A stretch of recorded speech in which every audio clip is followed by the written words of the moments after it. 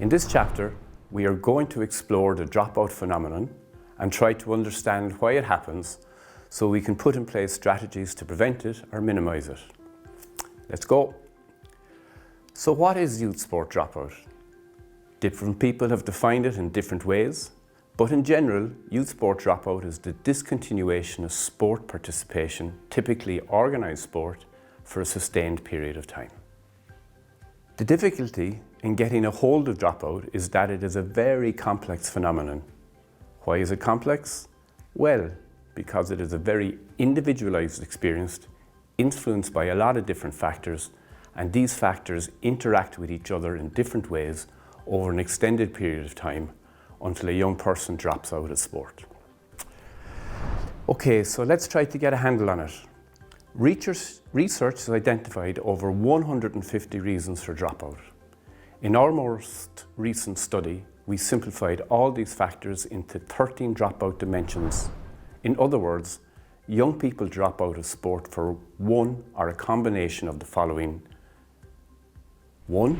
Lack of competence. 2. Reduced physical well-being. 3. Decreased mental well-being. 4.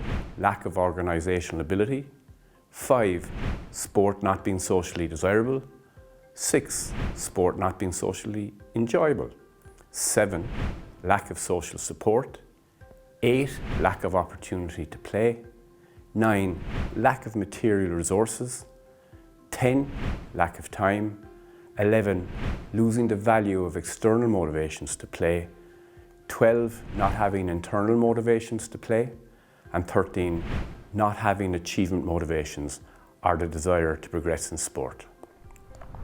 Okay, that's still a pretty complex list, and you can read all about it on the summary of our study in the further reading materials.